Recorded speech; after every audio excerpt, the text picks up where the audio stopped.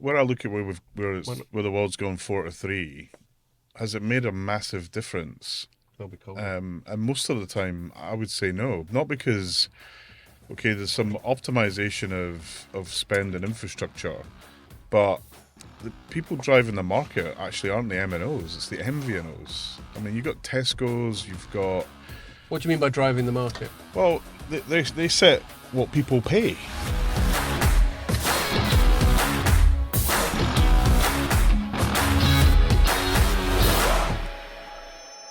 Hello and welcome to another Telecoms.com podcast, our first one for 2 weeks. Ian's still chortling in the background. Something I said just beforehand. and I won't bury the lead that I'm delighted to have a guest who stepped in at the last minute. You were lucky because we did have a previous guest that cancelled. Podcast veteran Neil McRae of Juniper Networks. The super podcast sub.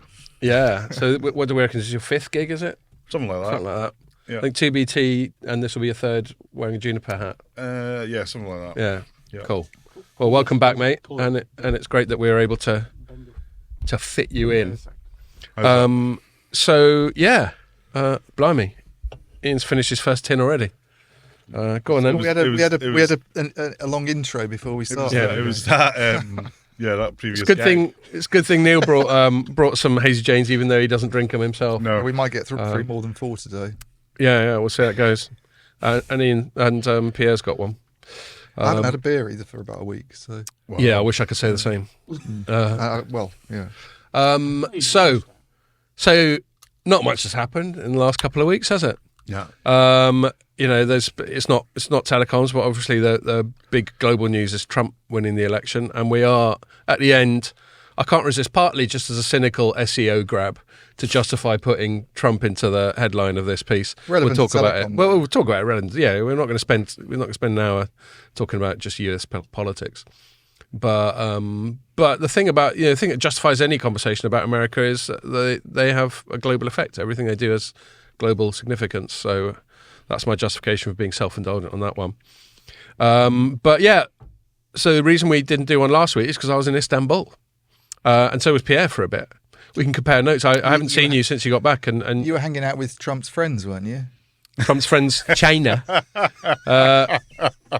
So I was a guest of. The reason I stayed for so long is I was a guest of both Huawei and ZTE, and so much so they had 2 events in Istanbul. Presumably not a coincidence. In fact, I've got some inside knowledge as to which came first, which came second, but I'm not going to share it on this. I'll tell you after. Okay. And I thought, well, save just flying back and being in the UK for just one day, I'll just stay there. So I stayed there. Seeing as I got the hotel room anyway, I got Catty, my wife, Mrs. Telecoms.com, as I sometimes call her. What was the hotel? Well, it was 3 hotels. So one was near the Huawei event, which is on, I won't get into the geography of Istanbul, but it's all central. But one was on like the western central side near the Huawei event. And at the weekend, we went and stayed down right in the middle of where all like the big mosques and the Galata Tower, right near the Galata Tower. And then the third one was near where the ZTE event was, which is in a palace called the Chiran Palace Kempinski Hotel. Sounds like you've really struggled. It's almost like backpacking. Well, I didn't stay in that hotel, but some people did. So you can tell me that afterwards as well. Yeah. It was brilliant. So just a very, very quick top line overview of Istanbul for people who are interested. All these things are obvious, but it's interesting to see it for yourself. It's totally the crossroads of East and West, in terms of architecture, in terms of religion, in terms of culture. We saw one bit where we were walking over Galata Bridge, which is the big bridge from where we were staying up into the peninsula where like the Hagia Sophia and the mosques and the markets and all that stuff are. And there were 2 women just walking arm in arm. One had a full headscarf on and fairly sort of conservative, sort of Islamic-looking clothes, and the other just had the shortest miniskirt. And it was just like, there we are. That's the cultural sort of merge that goes on, and they even with booze, it's quite funny. If only the world were like that, yeah. Yes, well, indeed. I know it makes you feel all. If you took a photo of that, you could have put it all over LinkedIn, and people would have loved it. Yeah, or they could have just thought I was being lecherous. How was the roaming? Well, I'm going to come on to that. Okay. That's in the. What bank. a layup! Yeah, what a layer. Oh no, I feel like I've stepped in the mousetrap. Yeah, in fact, some of your former colleagues aren't going to thank you for asking that question. Sorry, guys. The booze thing's funny. You'll have some places serve booze, some places don't, and you can go into some shops will serve booze, and it's quite funny if you just go in and buy a packet of crisps or a bottle of water or something. They give you a little white carrier bag to take it away. If you buy booze, they give you a black one. So I call that the bag But at of least you shame. can get it. It's not like Pakistan where you can't even buy it. Yeah, and It's on the black I think market. it would be. I never put this to the test. I think it'd be frowned upon if you just walked around the street with a tin in your hand. But then that looks But it dodgy kind of- even kind here. of is here. Yeah. Yeah, Can I exactly. just mention again, the cigarettes, a pack is less than £2. Yeah, Makes less than up for the £2. roaming. Maybe yes. Yeah. Which we keep alluding to. Cheaper than Made me kind of regret giving up. Just think of all. They're only 150. I'm starting I again. know, I'm starting again just to get some value. And I wanted to give a shout out to the best doner place in Istanbul, which I went to twice. You might not be amazed to hear. Only twice. Called Karadeniz Doner. And look it up. Karadeniz. And if you look it up on Google Maps, it's in the Besiktas part of Istanbul. If you look it up on Google Maps, you'll see my review of it. Oh, the on Deliveroo.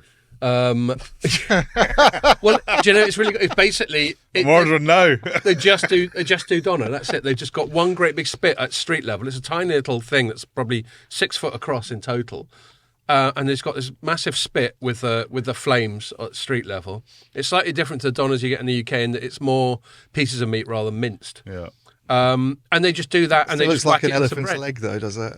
Very much so. Very much so. And we met one of the guys who runs it called Mehmet. He even took a selfie with us and then got my phone number and sent me a WhatsApp. And now occasionally he sends me highlights of them cooking the doner and that sort of thing. Oh, yeah, you've done it now. He's my new mate. You have to block You him. subscribe to the special service. Yeah. And he doesn't speak a word of English, but we somehow communicated in that Why don't you touristy way. text him now and say we're in this address in London and Yeah. we're wondering. Yeah. Can you just For dollars. just lob over 4 doners? FedEx a couple. Yeah. And the one thing I'll say, the doners they do, they're much more stripped down. They don't put nearly as much salad and sauce and stuff on it. Pretty much just meat, a little bit of fresh veggies, maybe some pickles in bread, out the door. I seem Lovely. to remember when I was there, it's a long time ago, and I seem to remember the bread being better than you usually get in London. Very good bread, yeah. Yeah, the bread Yeah, was always quite nice. The olive oil is very good too. The second one I had, they did in what they call pittas, but they're not pittas as we know them. It's more just like a freshly baked bap. Like a puffy. Yeah, Pillow. and it was a really nice bread. So yeah, I'm salivating just thinking about it. And okay, so that's Istanbul. But yes, I totally recommend it as a tourist experience. It can be challenging because it's a really old city. The traffic's nearly always mental. But I'd say the other thing I want to say is the Turkish people. They're very mellow and very cool and very friendly. I wasn't necessarily expecting otherwise. But it's worth noting, like this guy Mehmet. He was just so I friendly. meant the second. You expect to be riding on horseback from the Central Asian steppes? Yeah, with scimitars. For the saber. No, they're just really friendly and just walking around. It felt very relaxed. Never felt at all threatening. There are some parts of the world, I don't name them, where it's a little bit more dodgy, and it could be a bit more dodgy walking around as a woman by herself. I would imagine Croydon. Yeah. Croydon for starters. But they just seem culturally. Oh, and the fucking animals. There's just cats and dogs everywhere. Yeah, cats everywhere. And they've got a whole vibe about it where it's quite sort of Buddhist, even though it's like secular / Islamic. It's quite Buddhist in that they just think, just look after these strays, leave food out for them, tolerate them. Get cats sleeping in the windows of shops and stuff. And they all just sort of coexist. It's a really sort of groovy, Buddhist, mellow sort of vibe they got going there. I just want to give a shout out to Kemer from Umdia also. He's from Istanbul. He gave us some good recommendations for the city. Okay, yeah. So you we overlapped at the ZT event, Pierre, and then you hung around for about a day or so longer than me. Did you get some touristing done? Actually, yeah. Well, I went to the Blue Mosque. Yeah, and then I didn't go inside the Hagia Sophia because there was a big queue. And it's it a was massive expensive. queue. Yeah. And then once I got into the Blue Mosque, I was like, "Is this the same thing but different color?" And I was like, No, it's not Kinda- historic. You saying though, is that? it? No, I know. Once you see one mosque, you've seen them all. Is that what you're saying? Yeah. It's like I got in there. I'm just used to like churches with like a bunch of stuff. There is just like a nice carpet and kind of nothing. Yeah. When I go to church now, I'm always looking at their AV gear because they've all since COVID. Yeah. I don't know if you noticed, they all went crazy on AV gear. Mixing. Yeah. Some of them are like set up like the BBC News. I'm like, my God. Yeah, there was none of that. So is that like live streaming sermons and Yeah, shit? it's Right. huge now. So if you go to IAB, the event, you'll see use cases, church events, and I'm like, wow, it's just out of nowhere. It's become massive. Yeah. The I went go to the on. Grand Bazaar as well. Looked at fake handbags for like an hour. Yeah. And then didn't buy anything. Handbags. Yeah. No man bag. No, handbag. No. Oh, shame. And in between the Blue Mosque and Hagia Sophia, which are two of the biggest mosques there, are very close to each other. I don't know if the other remarkable thing. So all these, I didn't like it was like boarded up also. It was like they had this fence all around with like Well, the Blue Mosque. yeah. Like well, I think some of that was the advertising. hangover of the marathon. They just had the Istanbul marathon. But around the entire thing, they had like a wall of like you Yeah. know, cheap wood or something. Yeah, That yeah. kind of ruins the whole kind of ruins the vibe a little bit. dramatic entrance. But yeah, let's not pick holes in. It's a splendid mosque and all that. No, What I yeah. really like is so they all have these minarets, these long, tall, narrow towers, Yeah. and they're there sort of. I think I'm going to show my ignorance here, and I certainly don't intend to It's for insult ways any. in to do is Exactly, the call to prayer and all that sort of thing. And then, and what they do, and we were lucky enough to be there when they did it, between the Blue Mosque and the Hagia Sophia, they sort of do this prayer backwards and forwards. So one guy, I'm obviously not going to be disrespectful enough to do an impression of one of these clerics singing his thing, but one guy does his bit, and it's all very atmospheric and very Islamic. And then the other guy in a minaret at the other place does it back, and it goes backwards and forwards, and it's a really cool vibe. Yeah. It's like It's like early telecoms, isn't it? praying They're tennis. texting each other the words. And speaking of towers, I don't know if you noticed on the way to the airport, I saw a mosque that had one of those. You know, they all have towers like that. Yeah, minarets. Yeah. There was some radio equipment on that tower. Yes, I thought I remember seeing that. Really? I thought it was a bit disrespectful. Yeah, That I'm like, surprises they agreed me. to that. Yeah. Same here. Also, did you notice like there's a lot of radio equipment like at almost ground level there? Yeah, and then It's you get really low. and then you get that classic thing you get in some more developing countries where you just get a shitload of wires just hanging there, Yeah, there's and that too. you don't know what's going on with them. Yeah. So there's that. Going to like to be tempted to reach out and just rip them to pieces on a That drone would, I right don't now. think that would be frowned upon. But It's yes, just it's like, tempting. you could see that RAN equipment. You could almost touch it. It was like 3 meters high, maybe. I don't know. And then you don't I know. see I that was here. really sad. I took pictures of some towers. You'll be proud of me, Neil.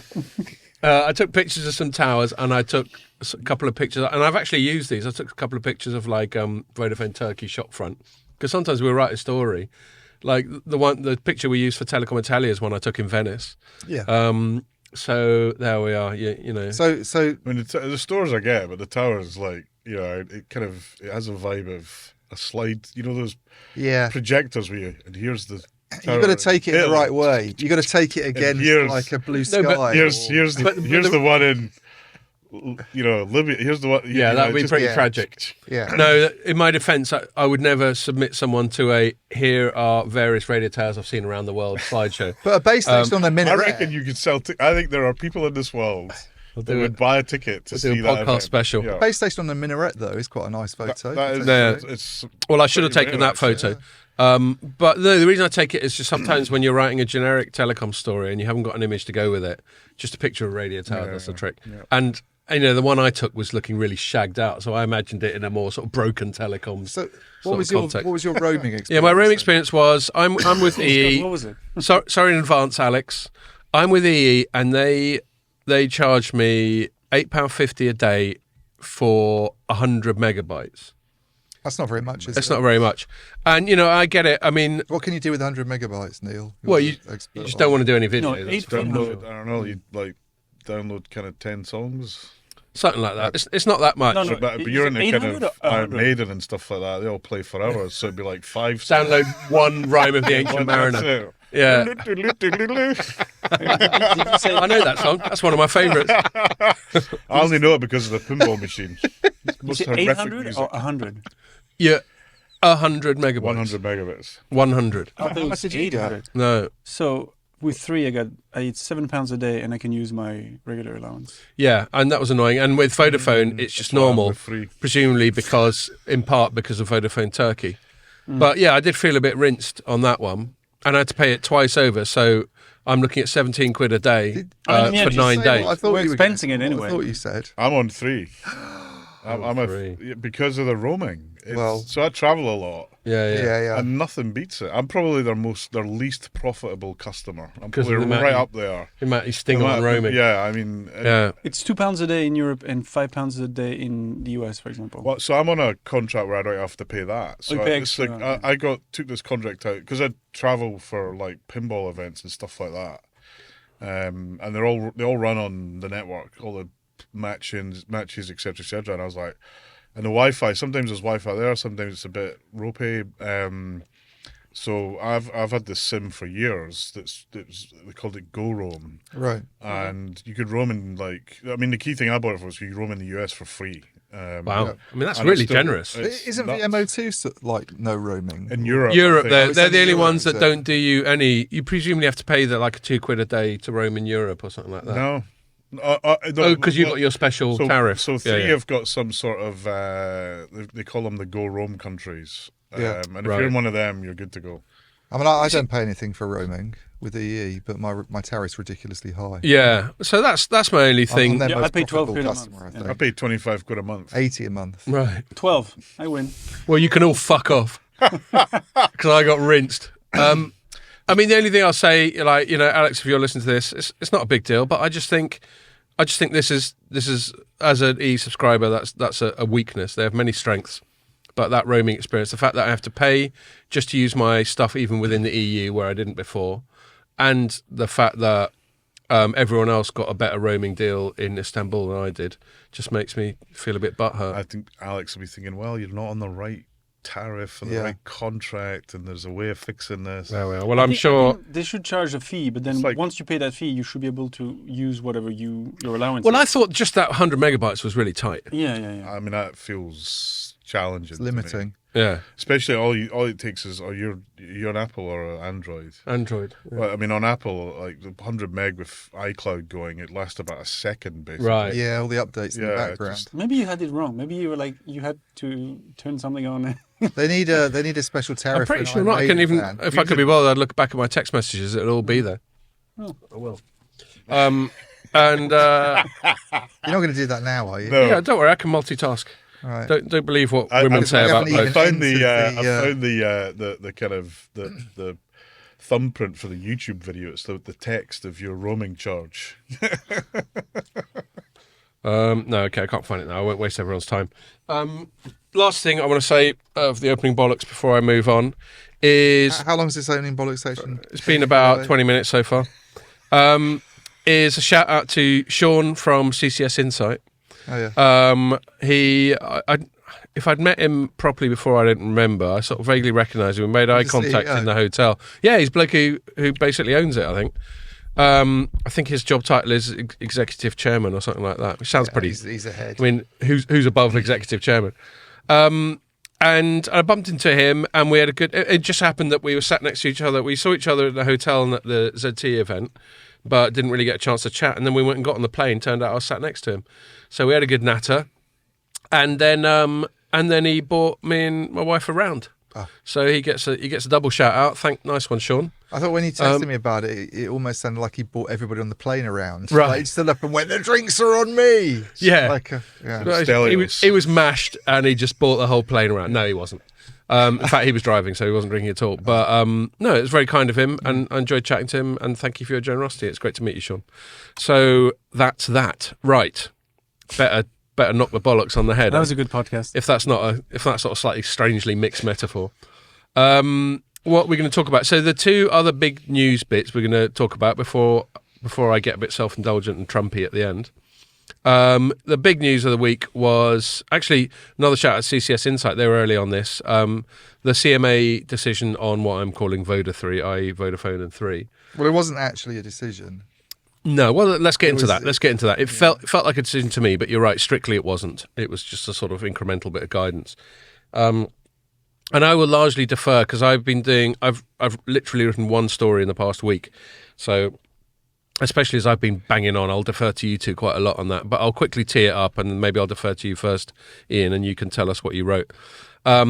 But my understanding was that the CMA, the Competitions Markets Authority, who are the people who are deciding whether or not Vodafone and Three are allowed to merge, and they've been sort of drip feeding little bits of guidance, going, yeah, maybe if you promise to be good, we'll let you merge and all that sort of thing.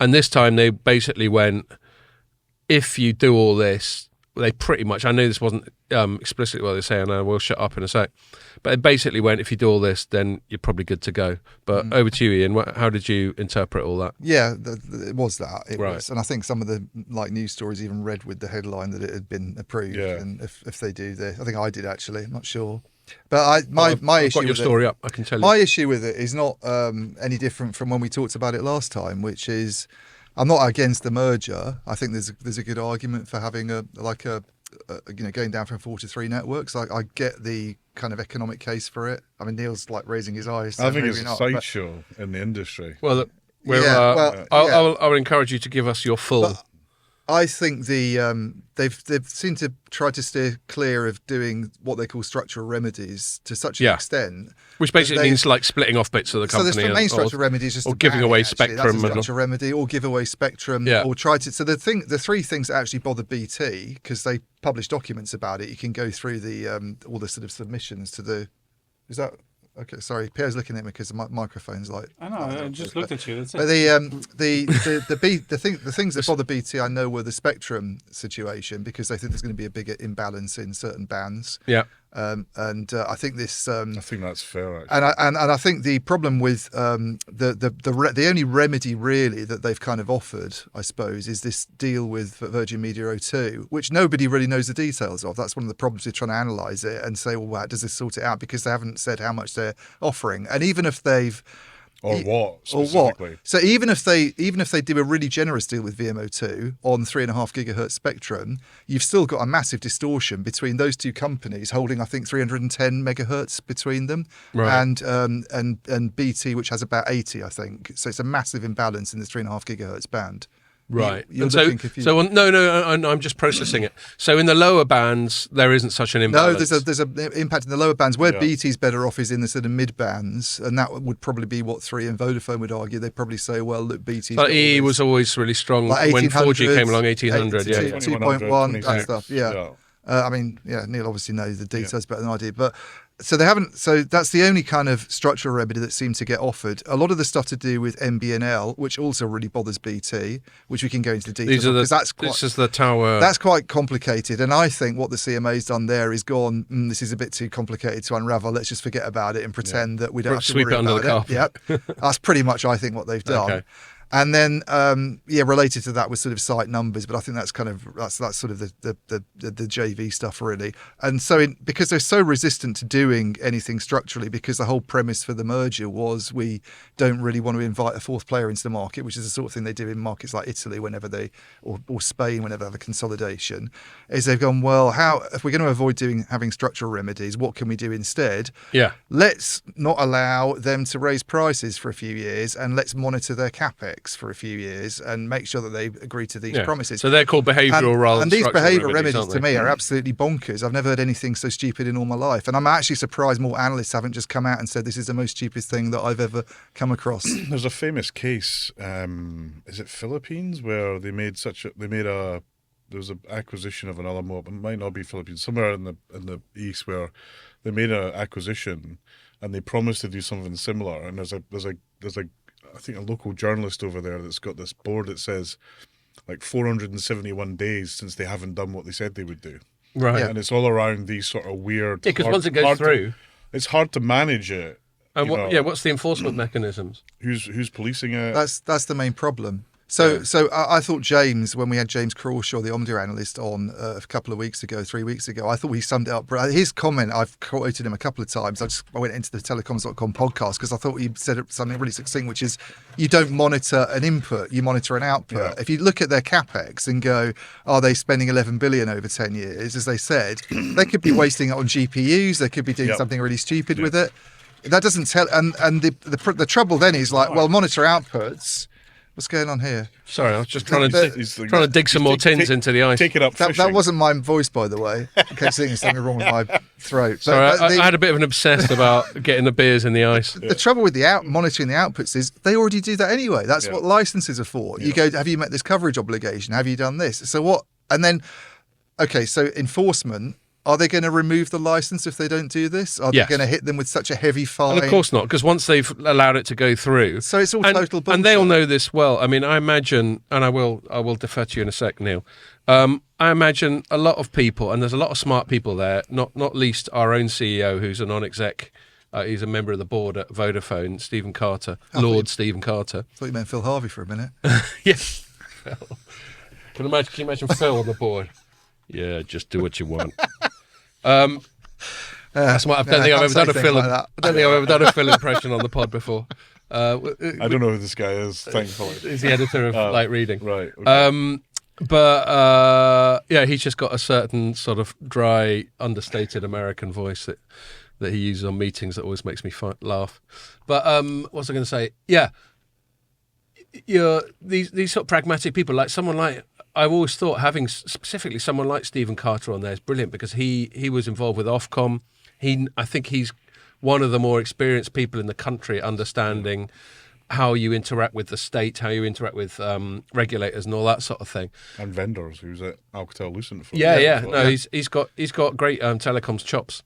We'll get him on the pod one of these days, and then get sacked, and then get sacked the next day.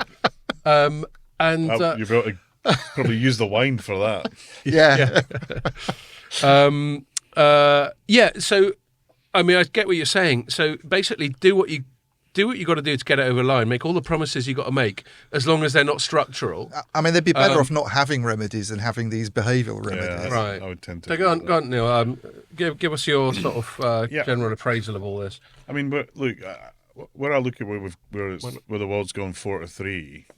Has it made a massive difference? And most of the time, I would say no. Not because, okay, there's some optimization of spend and infrastructure, but the people driving the market actually aren't the MNOs, it's the MVNOs. I mean, you've got Tesco's, you've got...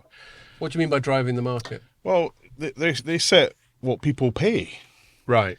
So, ultimately the MVNOs are kind of the anchor for how pricing is done today. So, do you have any idea what proportion of the subscriber base in the UK is MVNO rather than MNO? Off the top of my head, I would say it's got to be maybe about 25 to 30%. Right. But you reckon, off the top even of my though head, I might be wrong, but between a quarter and a third, you still reckon they have outsized influence on pricing? Absolutely. I mean, Sky is huge now. They only started 3, maybe 4 years ago. That story is a dramatically amazing one. Whoever ran that deserves a pat on the back because they've come from zero to be huge, and they've leveraged the Sky. Do they invest in their own core network as well? Or? Yeah, they've got what we call a thick MVNO, which is where they've got a core network that interfaces to. Huawei, wasn't it? I think. I have no idea who it was. Feeling that I thought it was Huawei. Nokia, but okay. But then you've got Tesco's, you've got all these MVNOs that have quite an Labara and all these specialised ones, even to the point where most of the MNOs have created an MVNO so that they can do lower priced services without giving away the premiums. So you mean like, is this distinct from just like their sort of postpaid brand like Voxy or yeah? something? So Voxy would be one example, yeah, right? Okay, fine. And those I think today, and having had a look at the economics of this in the past, that's where the industry's got a set of challenges in terms of, I mean, I don't know if you remember, but the Tesco's ran some adverts around we're not putting prices up, no mid, and at the time where everyone else was, yeah, and when you look at that, you think. So whoever their network partner is who's putting prices up, they're effectively paying for Tesco's not to put the price up. And when you look at the numbers on that, you think, wow, it's an interesting place to be. I can't help but think that whatever happens in this outcome, will it make looking back 10 years from now, will it make a dramatic difference so in you the were market? saying I would say when we no. were chatting, you think it's a sideshow. Yeah, Why and do you think because it's of the flourishing? MVNO? because of the MVNOs. Right. I think we've got such a big market for MVNOs, and they're so successful that, is the infrastructure, is it that much of a differentiator today? You know, you can have an MVO on Vodafone's network or EE's network or any of the networks and say, hey, we're as good as these guys because we're on their network. And immediately that just takes away all the infrastructure benefits that you can claim that you've got. I also think, I kind of look at where, I think many people call this a disadvantage. I genuinely was overwhelmed with glee when this happened. When we were told to remove Huawei when I was at BT, I was like, hallelujah, this is awesome. And everyone's going to me, well, that's why you said that, Neil. I was like, because I can rebuild a network. How often do I get to do that? And So you get this hard inflection point that's been forced on you. yeah. But then how do you pivot that from doomsday to, oh, this is an opportunity? Yeah. So they've gone out and rebuilt stuff that no one else will have had a chance to. Okay, it cost a load of money. That was the downside of it, and that was painful.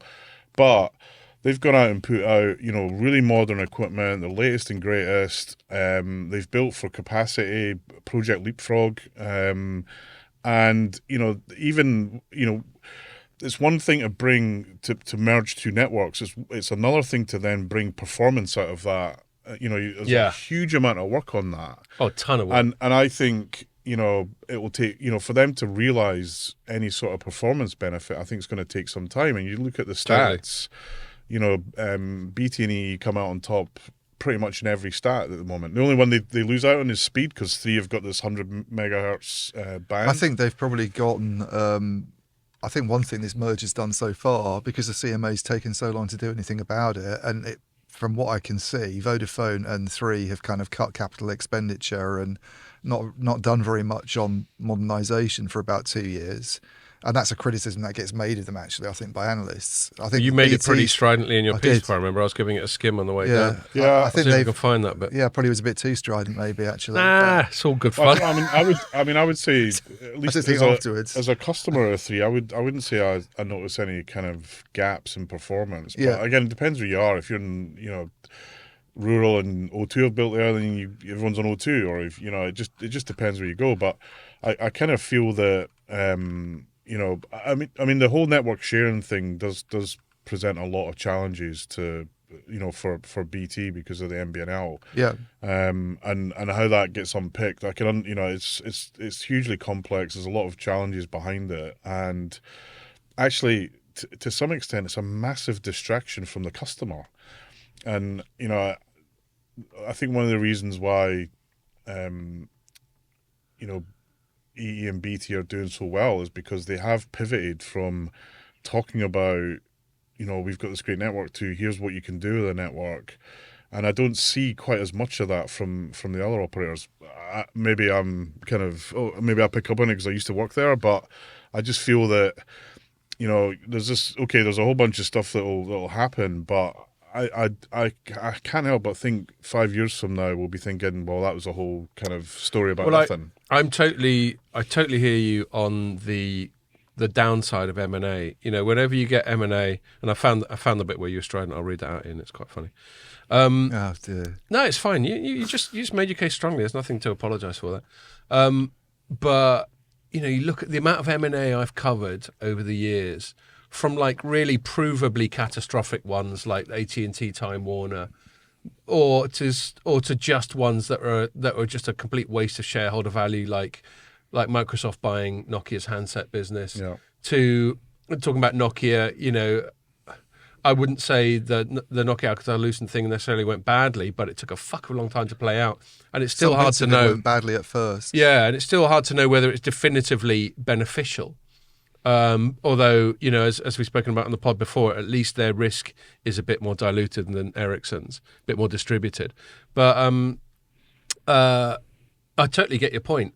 There's so many things they've got to combine. Leaving aside these behavioural remedies that these hoops are going to have to jump through, there's the network sharing thing. So for people who are listening to this who don't know that much about telecoms industry, there's 2 network sharing agreements in the UK, and this merger straddles both of them.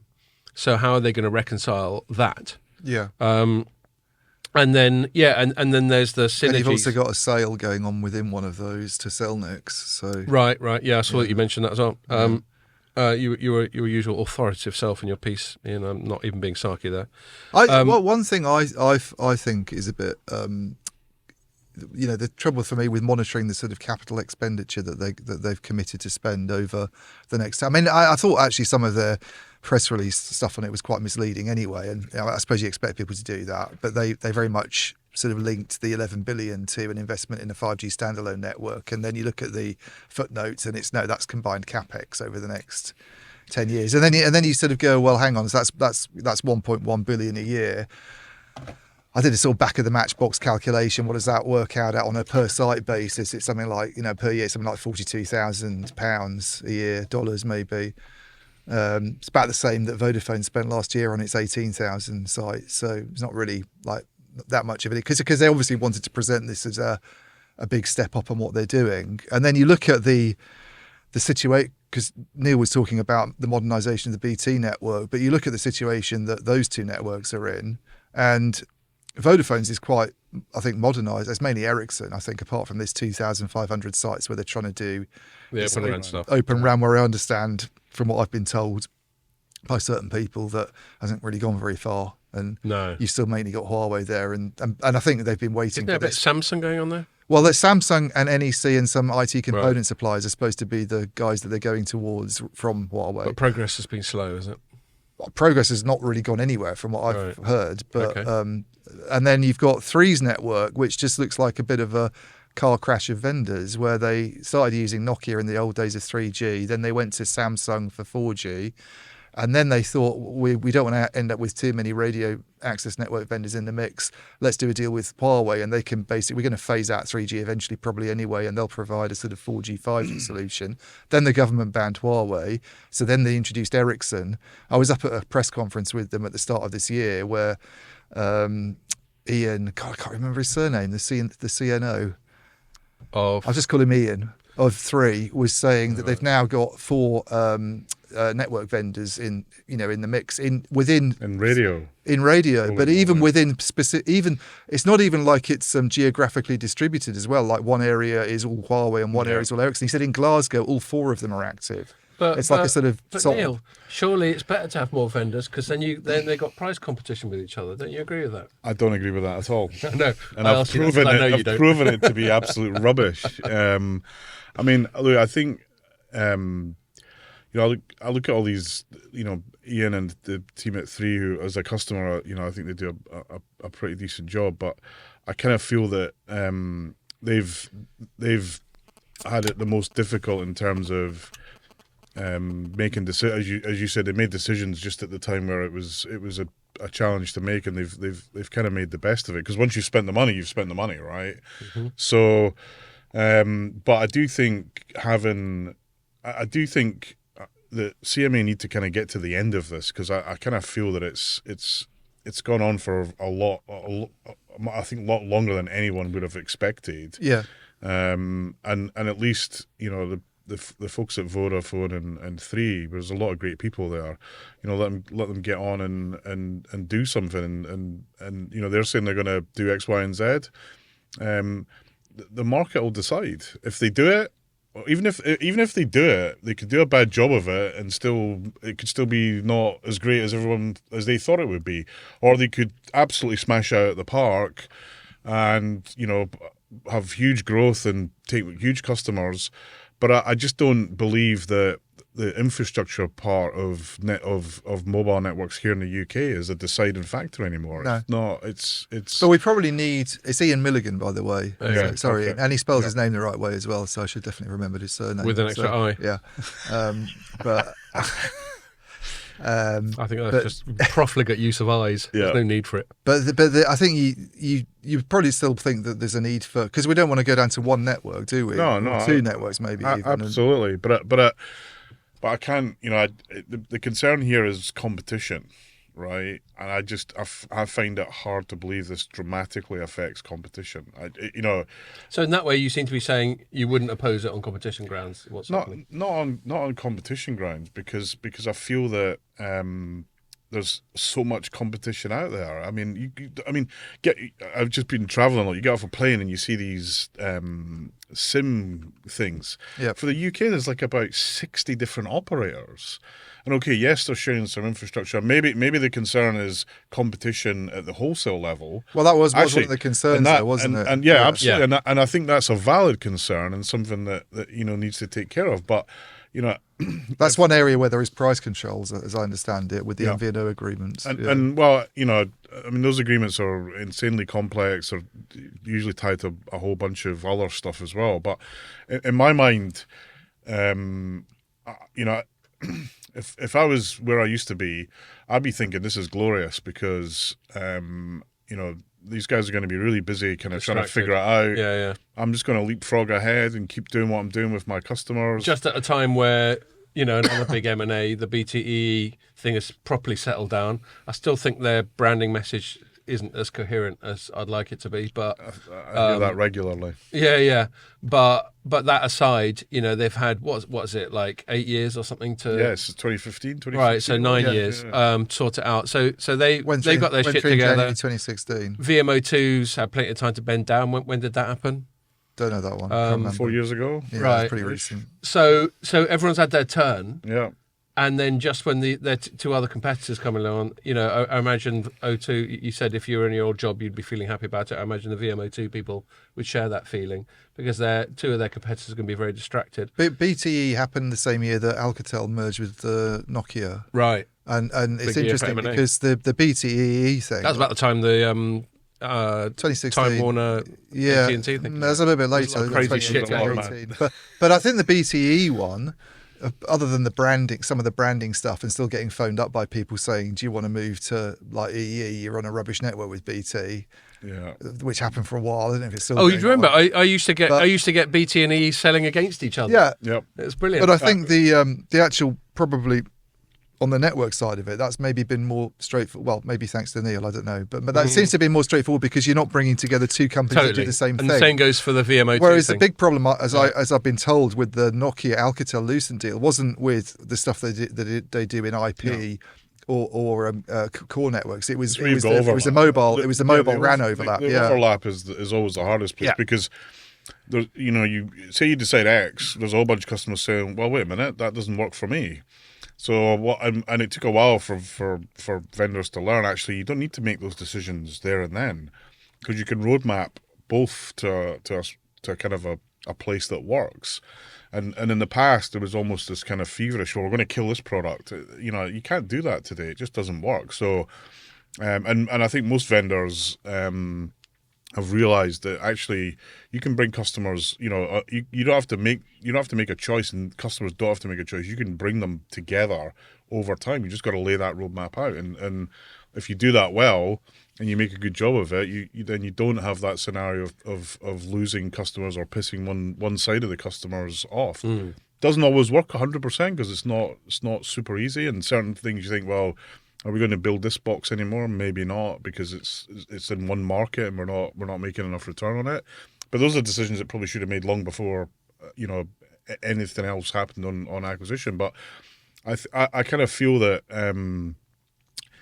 if I was running Vodafone, I kind of feel like, is merging with another mobile operator the strategic thing that's going to make a difference for me here in the UK, when the whole world in the UK is building fibre, and Vodafone isn't really playing a huge part of that. They're kind of buying from Openreach, from City Fibre. They've got their little cable and wireless.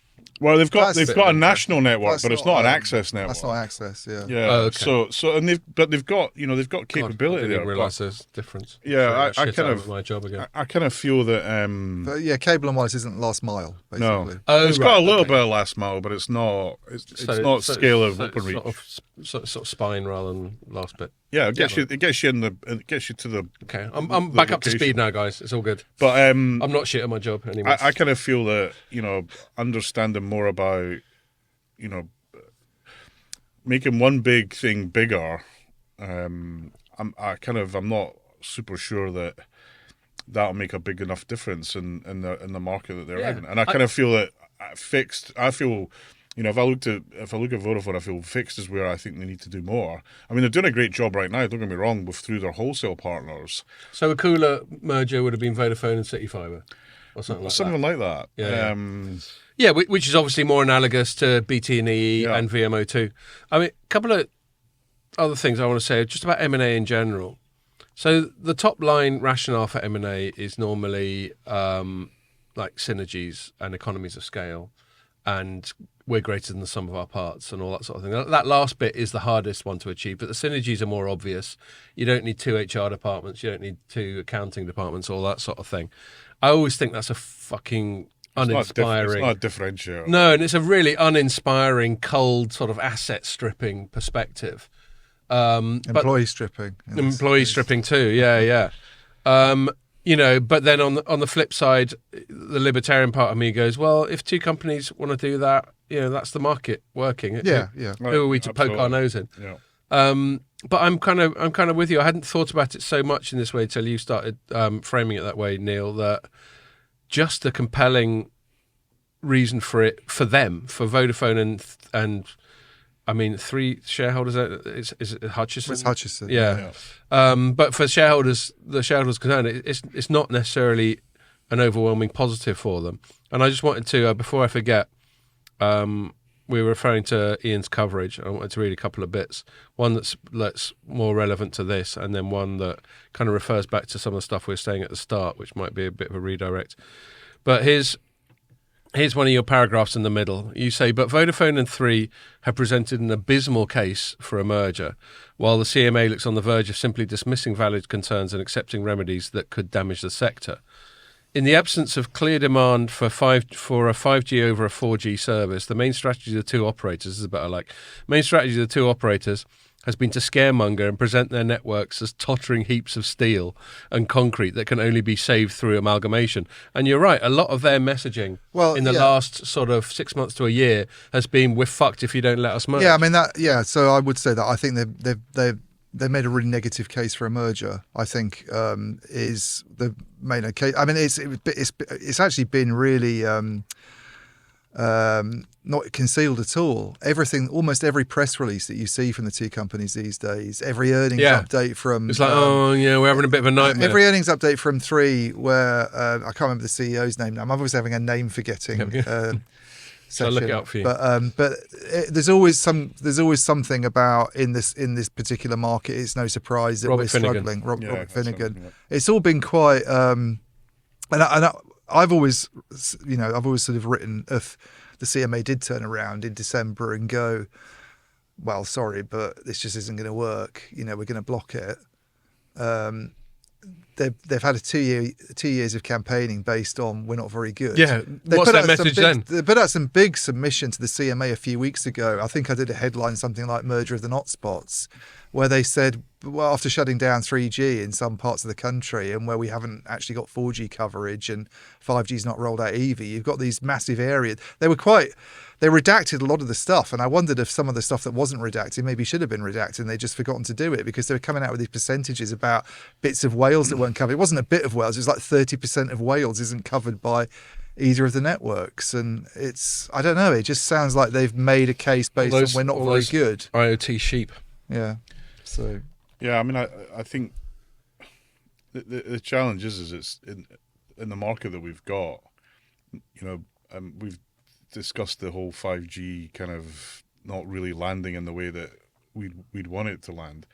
It's hard for them to kind of position anything else. So, what they're saying is look, and maybe, and I take your point. Maybe they're positioning this in maybe not the most positive way, but what they're saying is look, put us together and we'll build a better network. Yeah, and that will definitely be true. Right, there's no question about that. It's just how quickly they can get to resources will be greater, and then I think for customers that will be a benefit. But then people are, well, that means they'll be able to put prices up. I was like, and then I look at the market and say, how? When you can get 10 gig for 10 quid, how are they putting that price? Well, up? And even leaving aside your very good MVNO point, when we've argued the toss about this in a very top-down way in the past, I've always said that the minimum amount of players you need in the market for it to be considered competitive is 3. Yeah. I don't think a duopoly is competitive because spontaneous cartels are too easy to I create. tend to agree. But you can have 3, and then obviously more equals more competition. You've both been reading your Adam Smith. Yeah. Well, I don't think he never got onto telecoms, writing it in the late 1700s. But he does talk about cartels a lot. Yeah. And obviously, the more players there are in the market, the harder it is to form a cartel, which for people who aren't into this jargon basically means a group of people who conspire to fix prices as opposed to compete openly. And the more moving parts there are, the harder it is to organise a cartel. So conversely, the fewer there are, the easier it is. But I can't see, in telecoms, I can't see 3 players. I think there's enough, 2 people could join forces, but then the third one would just go, fine, we'll just undercut you. So I think 3 is fine. Yeah, I totally agree. I totally agree. I don't have any objections to it on the numbers. I think this weird sort of European insistence on we have to have full networks has always been a bit odd. And I think totally to Neil's point, in the world of MVNOs, it becomes even less important to have more networks, I think. I mean, look, if you're BT and VMO2, you got to protest, right? I mean, so I kind of get where they're coming from as well. Yeah. And they're saying the things that matters to them and their customers and their shareholders and their investors and their teams. So, I think everyone's got a slice of right in this. But ultimately, is this going to really make a dramatic difference for customers? And I'm super unconvinced about that. At the end of the day, I think it'll be pretty much 5 years from now. We'll be saying, well, that deal happened, and now I don't know if 1 month I get a bill from one logo, the next month I get a bill from another logo. It's kind of it's not where the focus should be in my mind. All these network operators should be doing is trying to find more things to sell to customers, because I think this is on the agenda, but you look at where are the future revenues coming from? It's not from selling mobile or SIMs or fixed line even, although there's a bit of a bump in that. We're getting to a point where there's saturation everywhere. So where's growth coming from? It's not from the 3 things that telcos have done for the last 40 years. So where are the new stuff? Where's that coming from? And I would be much more of a view, if I was trying to do this deal, I'd be positioning it as like, okay, if we put this together, what more can we offer to the UK as in terms of, helping out in smart cities, helping out in transportation, put it in those terms. I think it would come across significantly better. Yeah, I hear you. One other angle I want to have on this before I move on to other segments, if that's all right with you two, is going back to Ian's coverage, and actually something that, Ian, you touched on at the start, but then we sort of moved on from quite quickly, and I'd like to just go back to. So your opening paragraph. So if regular listeners will know that it's in Ian's writing style to have quite a... I don't know what the best way of describing challenging, I think. No, irrelevant. No, his opening paragraph. Opening paragraph. I mean, you could argue that he buries the lead a bit in his own paragraph, Yes, but that would be, do. That would be a shitty way of putting it. I just think he has quite a literary and descriptive. Oh, that's very nice of you. And sort of evocative start, where he just likes to set the scene. He's got a scene-setting paragraph he does at the start, which, according to sort of strict journalistic dogma, you shouldn't do because that's burying the lead. But what Ian does is news analysis. He's not just doing straight reporting. I think this one was totally irrelevant now that I remember. Well, let's read it out. We'll let the audience. We'll let the audience be the judge, because you definitely went off on a fucking tangent. And we'll see. So you got your headline: Vodafone and Three to get merger blessing with poisonous remedies, which I thought was quite a ballsy headline. And then you've done just a normal descriptive sort of first paragraph, albeit ending in a "what could go wrong" sarky sort of rhetorical question. But then this is your first paragraph of your body copy. I'll just read it verbatim. Price controls were a common feature of Jacobin France, satisfying the immediate demands of the sans-culotte. For affordable bread, but prolonging the economic death spiral whilst heads rolled and the blood flowed. The backdrop in the UK telecom market is a less sanguinary, and I've never heard the word sanguinary. I've heard sanguine, but I guess sanguinary is more explicitly describing blood. A less sanguinary affair But fixing mobile prices in an industry that complains about return on investment looks equally poisonous as a, quote, remedy for a merger. It is nonetheless one the Competition Markets Authority seems prepared to accept as a condition of the marriage between VodaThree and Three. Now, apart from me wanting to read that out just as a bit of fun, and I really like it, I like your literary flourish at the start of your pieces. But, you know, the point about price controls, which we touched on at the start, and, you know, for libertarian me, is naturally triggering. I think the price controls and on the one hand you're saying you can't raise prices, on the other hand you're saying we're going to monitor on how much you spend. That sounds like something you get from, you know, the Soviet Union. Well, top-down central price. We all know price controls are bullshit.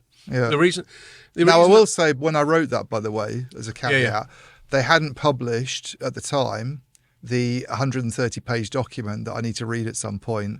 That's on that's on the remedies. All they'd said was what the remedies were in summary. Yes. So now maybe they've gone into more detail about how this would work in practice. But the only two ways I can see, forget about the price bit, because the bit that worries me more is the capex monitoring, which they want Ofcom to do apparently. Ofcom's just going to do this because it's been told to. Yeah, like it hasn't got enough on its plate. You somehow make sure. Can the CMA even do that? This is what I don't understand. No, maybe they've said something about how this is going to work in some detail that sounds really sensible in this 130-page document. I don't know, but for the Ofcom to come along and say you're spending this much, okay, why is that relevant if they're wasting the money? Are they better judges of what they should be spending their money on than the bosses of VodaThree? I don't know. It just seems really odd. Well, and just purely ideologically, you know, and you making some sort of, you weren't referring to sort of Eastern Bloc or whatever, but I think the broader thing, we all know that, you know, you get like bread queues in Russia because they try these top-down price fixes. The real problem is, and the reason why, one of the many reasons why I'm sort of naturally libertarian, is the wisdom of the market. I'll give you a little sort of slightly tangential example. So Trump just won the US election. Most of the pollsters were calling it a fucking tight race. He ended up winning quite comfortably, but the betting 4 or 5 market, million votes, wasn't it? Yeah. But I'm more on that later. But the betting markets all had it much more going towards Trump. So the betting market is a classic example of distributed knowledge and distributed wisdom. Yeah, and that's what the markets for goods and services is. It's distributed knowledge. Naturally, you know, and we do, especially in telecoms, we know we do have to have regulation. You can't have completely laissez-faire because then you'll get monopolies forming and people get fucked over. But on the whole, prices reach a natural point, which is the tension between the profit that companies want to take and what people are prepared to pay. Well, this also affects the other companies in the market, obviously. If you sort of introduce price controls, it affects the price setting by BT and VMO2. Pricing. Yeah. It'll put a bubble around whatever these controls are, for sure. What they should have done, if they didn't want to introduce structural remedies beyond the deal that we don't really know the details of, the VodaThree have done with VMO2, and we don't know what they've offered in terms of spectrum, but they say they have offered something. If they don't want to do anything beyond that, they'd have been better off just saying there aren't any remedies at all. Yeah, just let it go. Yeah, which is a follow-up story. Which is okay. Yeah, which is my sort of. Well, it should be. Which is my laissez-faire. Well, I mean, if I was, you know, working on a telco and said, hey, Neil, you got 12 billion to spend, and you know, and we're going to count every pound. You know, from my past experience, I've been able to turn, you know, money like that into a lot more money by buying carefully, by being careful about deployment, by thinking about things in a much more longer term position. So, you know, 12 billion isn't a measure of anything other than, you know, it's kind of like Brewster's Millions, where you've got to spend 12. It is great. You've got to spend that money. It doesn't feel like a sensible measure at all. And you know, I'd be like, no, I feel that about like top-down spending on the whole. When people talk about public sector, we've got to chuck money at it. Well, where does it go? Exactly, and I don't think that's the right way to measure, you know, anything, frankly. And you know, you see it. And the problem with that is you know, they've got to spend this money. How do we help them spend it? Will be the thinking of perhaps a lot of folks, but I think it's going to be focused on, the tangibles. That if they're going to do something like that, it has to be focused on things that are tangibly measurable and make a difference to the market. It's what your capex spend is actually will. I could easily spend six. I 100% know that if you give me 12 or 10 or 8 or whatever it is, I will fit to that number and I'll deliver everything I have to deliver. Yep. And all you're doing is, it's like a balloon. Okay, I'm going to blow the balloon this big, or I'm going to blow it that big. I'm still going to hit what I need to hit to be competitive in the market. Yeah. That's the way the market works. No, and obviously completely defer to your knowledge on that, as you've been in place for people who perhaps haven't been listening to that for that long. You were the chief architect at BT, so you know about managing massive budgets. I'll give you an example, right? When I I'll probably get punched for this, but it's okay. Oh, good. These are the bits we like the most. Actually I won't. But when I went to when I went for an interview at the job at BT, I'll never forget. It was like 23rd of December.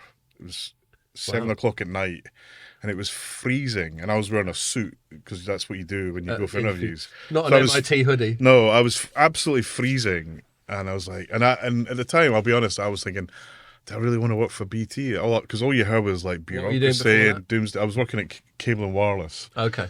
So I went to this interview, and it was with Clive Selly.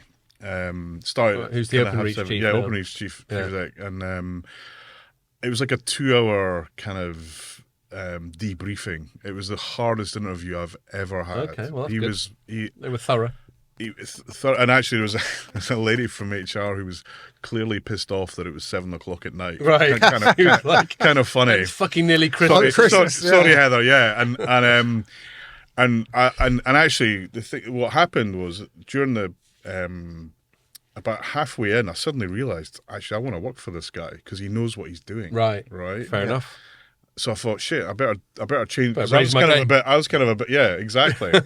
So at the end, you got any questions? Like, I've only got one question, Clive. I was like, how can it be that BT outspends every other network provider in the UK, but is ranked 10th in the Ofcom quality results compared to everyone else? Explain that mismatch. And you could see the rage in Clive's face because he was clearly pissed off about this as well. Right. He wasn't pissed off at the question, he was pissed off at the situation. Yes. And I look at C&W, we spent £30 million a year on the network to BT's hundreds of millions. So, and that just goes back to the point, right? You could still have a huge amount of money, and if you're not spending it wisely, you could have the worst network in the world. Exactly. Just brute spend doesn't get you anywhere. So I'm going to move it on. I also... I was just about to say the same, Ian. Let's have a little cut off. We're getting older. And we can't make it past an hour without needing to get to the bog. So we're going to have a little cut off. Ian hasn't been on the beers. Neil hasn't been on the beers, so he's fine. I'm okay. Okay, and we're back in the room. I think we're getting old, Ian. We used to be able to do 2 hours. We are getting old, without having to have a bog break, but not anymore. So, appropriate enough with, I don't know what it is about Neil and Ian. I think they're too similar. I keep getting your names mixed up. I often get called Ian. Oh, well, there we go. So it's not just me. With Neil here, who, as we just covered earlier on, was at BT for a while. In fact, we just finished off on your job interview, didn't we? Yes. Other bit of news that's interesting this week, where I'm going to largely defer other than to say, helpful things like, why do I care? We had BT's latest quarterlies, didn't we? But the quarterlies, let's be honest, telco quarterlies are nearly always boring as anything, aren't they? I don't find BT's boring. Okay, fair enough. Well, I'll defer. I'll keep this short and I'll defer to you, Ian. But here we are. So I'll tell you what, our headline, it's a bit weird on Telecoms.com. You know when you get on the browser, you've got the main body, and then you've got the little tab on the top that supposedly has a summary. Something's gone weird on our back end, because the headline says BT cuts revenue outlook amid global sales rumours, and the tab says Qualcomm clocks growth in smartphone and automotive chip sales. So I don't know what's happened there. Anyway, so that was our take, written by Nick Wood, which is a summary of its quarterlies and nodding to this sale of its global bit, which is probably the bit we're going to talk about more. And then Ian, and I'm going to hand over to you, your headline was lacking growth story. BT has cut 16,000 jobs in 2 years. So part of that will be you keep track of all these things. But within that, the other thing, which is interesting why you chose not to put that in your headline. Because everybody else did. Fair enough. Because in your strapline you put confirming it's in talks to sell its ailing global business unit. BT is focused on slashing costs to satisfy investors. So tell us a little bit more about that. Well, the thing you just referred to, which is the main news story, I suppose, of the last few days, was this confirmation they're trying to sell their global. And what does business. that do? Global does. Managed services. Neil can talk about it more expertly than I can, but it's the IT. Managed services, plus connectivity, plus other things. B2B. BT Business, I didn't realise the breakdown before actually this week because they put some handy slides together. But BT Business is about 2/3 UK and 1/3 global. Right. And the global bit has not been doing very well. It's like a 10% decline, like year over year. Turns out that other parts of the world don't want to do business with a company called British Telecom. Maybe that's part of a branding issue. Well, I don't know if that's the problem. No, it's definitely not the issue. Being facetious. And in fact, I think the BT brand in that regard actually carries weight. Certainly when I was dealing with customers international, that was definitely a win for us. But obviously, there's some places where they don't want to hear that. But hence the truncation to BT. But I mean, it's interesting. I mean, global's been a kind of a weird part of BT for some time. Even when I joined, it just come out of a big set of challenges. It's a big business though, and it does a lot of important things for a lot of big corporations and running their networks. So, but it is a distraction in terms of BT's UK business, no question about it. And actually, BT, if you trail the press releases, you'll see they've sold off loads of global assets over the last 10 years. Yeah. Well, they had that bit of fun in Italy about 8 years ago, didn't they? I think that's gone, hasn't it? I mean, already? I think that. I mean, to be honest, that's part of the driver to. So there was a time where, as I recall, we were looking at. What's the value of global? And there's always strong opinions. Oh, we should get rid of it. We should keep it. Blah blah blah. And actually, for me, telecoms is about scale. So if you got something that helps you scale, I kind of think that's useful. We should, we need to understand what that scale give us something that in our home country, in our home location, is an advantage. And from my point of view, I absolutely thought it did because. Quite often, a lot of the businesses leveraging BT Global were UK companies, right? So you had something to sell to them, not exclusively, but quite often. But with the Italian thing, which was pretty tough for BT at the time, that was an accounting scandal, wasn't it? Yeah, and a lot of. I thought the share price impact was greater than it should have been. Really, it was.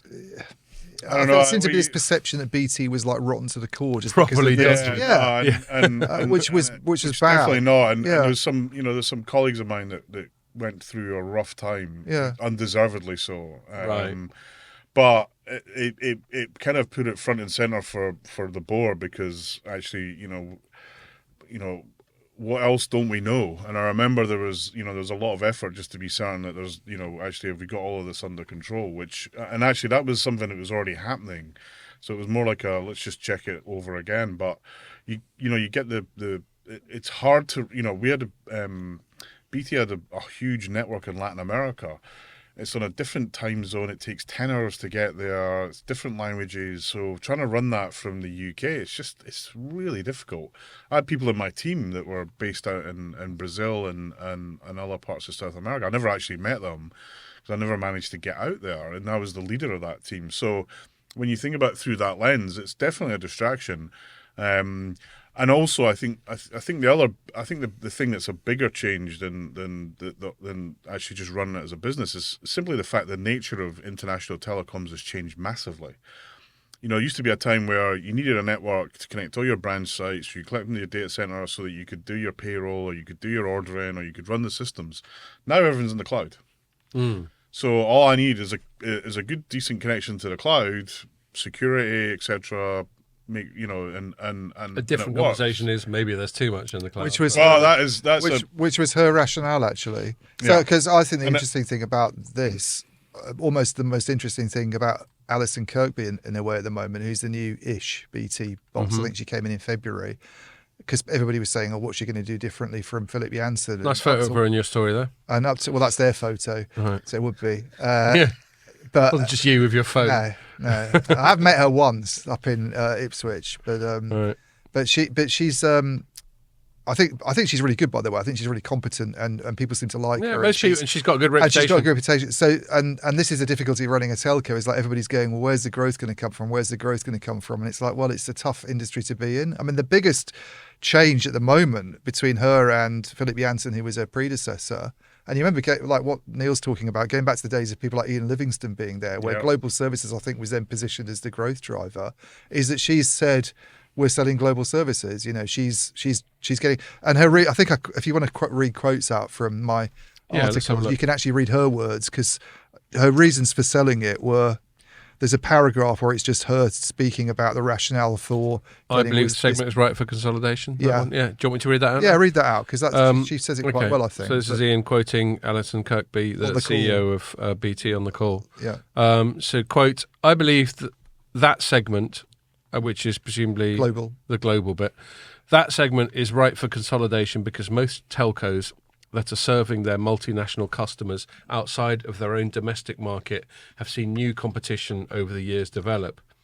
There are probably too many players in too many places now, considering, and she knows because she was over in Scandinavia. She was at Telia before this, so she's got good international experience. There are probably too many players in too many places now, considering the new competition that has come in from hyperscalers, to your point, and others. And there has been a shift away from legacy services into cloud. Look at it. It sounds like Neil knows what he's talking about. I actually pushed. I knew this was coming. So one of the first strategies I pushed in BT was in global to pivot from MPLS to internet, because I knew the cloud was coming. And we were weak. Globally, we were weak in the internet. MPLS were number one. We had a phenomenal network in thousands of locations. But it wasn't. It was clear then that it was not the future. Yeah.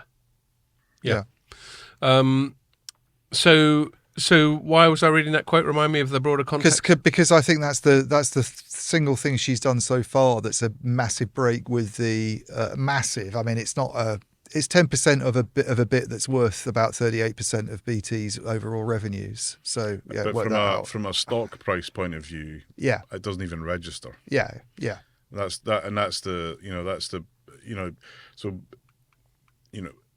Irrespective of how global performs, no one prices it into the stock, and I think in a world where you could have different focus that could be priced into the stock, why wouldn't you do that? I think her point about consolidation, I think, is spot on, because when you look at the other big companies in this space, so Orange, Verizon, AT&T, and some of the IT services companies, you look at them, you think, are any of them doing that great? No, they're not. And they're not. No. So, partly because of oversupply, partly because I think to serve the customers that these sectors serve is increasingly difficult. And you have got the competitive nature of the hyperscalers, and it's not a competition on selling connectivity. It's a competition on here's how you do things for businesses. And hyperscalers and software as a service and stuff in the cloud is just a different way of doing business than how things used to be, and that has moved on dramatically. The volume of cloud connects and stuff coming out of the cloud is huge. So it's hard to ignore that in a world where you'd have a company like Nestle where you'd have thousands of sites all over the world.